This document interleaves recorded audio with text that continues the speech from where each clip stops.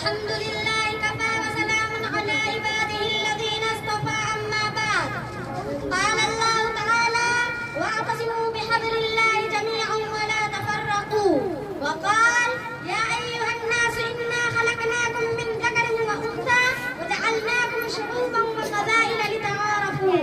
وقال رسول الله صلى الله عليه وسلم: كلكم من آدم وآدم خلق من تراب.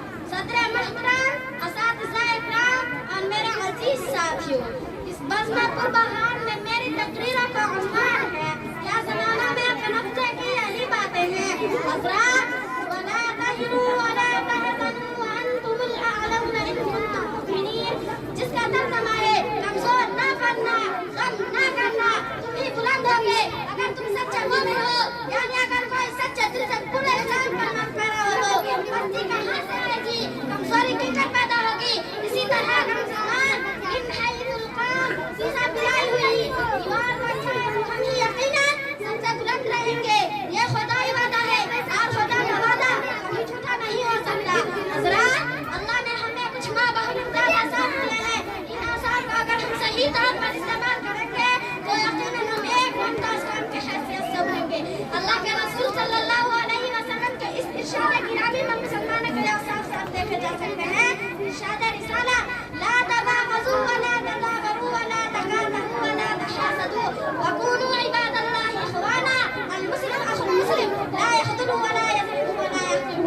اے مسلمانوں، آپس میں بغض نہ کرنا، ایک دوسرے کی جنگ نہ کرنا، باہم تعلقات منقطع نہ کرنا، ایک دوسرے سے حسد نہ کرنا۔ اے اللہ کے بندو، بھائی بھائی بن کر رہنا۔ ایک مسلمان تو دوسرے مسلمان کا بھائی ہوتا ہے، وہ نہ اپنے بھائی کو بے مددگار چھوڑتا ہے، نہ اس پر ظلم کرتا ہے اور نہ ہی اسے حقیر سمجھتا ہے۔ مزید خود ارشاد خداوندی ہے: وَلَا تَنَازَعُوا فَتَفْشَلُوا وَتَذْهَبَ رِيحُكُمْ وَاصْبِرُوا۔ باہم کھینچا نہ کرنا، اس سے تم شکست خوردہ ہو جاؤ گے اور تمہاری ہوا اکھڑ جائے گی۔ تمہارے لیے ضروری ہے کہ ڈٹے رہو اور استقامت کی راہ اپناؤ۔ برادران اسلام، غور کریں کہ مذکورہ کے بالا اوصاف میں کون سا ایسا وصف ہے جس کو ہم نے پورے طریقے سے اختیار کیا ہو۔ اسلام کے نام پر اللہ نے ہم کو متحد کیا تھا، لیکن ہم نے اپنے آپ کو بہت سارے خانوں خاندانوں، ذات برادری اور جماعتوں اور ٹوکری میں تقسیم کر دیا ہے۔ علامہ اقبال رحمۃ اللہ علیہ نے کیا خوب کہا ہے: فرقہ بندی ہے کہیں اور کہیں داتے ہیں، فرقہ بندی ہے کہیں اور کہیں داتے ہیں، کیا زمانہ میں اپنے کی یہی باتیں ہیں۔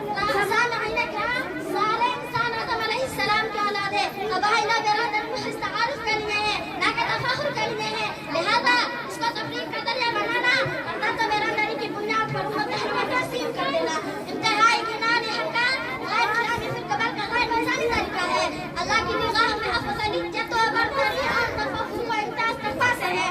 جو زیادہ متقی ہے وہ اللہ کی نگاہ میں زیادہ باعزت ہے۔ حضرات، یہی وہ دل خراج جگر سوز اسباب ہے جن کو دیکھ کر ان کے آنسو رونے کو جی چاہتا ہے۔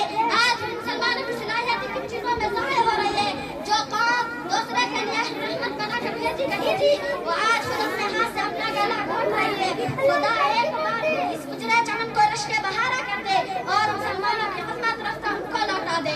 ہاں، ان شرائط کو پورا کرنا ضروری ہے جو بیان کی گئی ہے، اور ان کے حرکات کو تسلیم کرنا بھی واجب ہے جن سے ہم دو چار ہے۔ اردو جاتا رشتے کو اللہ نے افراد قوموں میں منحصر نہیں کیا ہے، اس کے لیے صفات اور کردار ضرورت ہے۔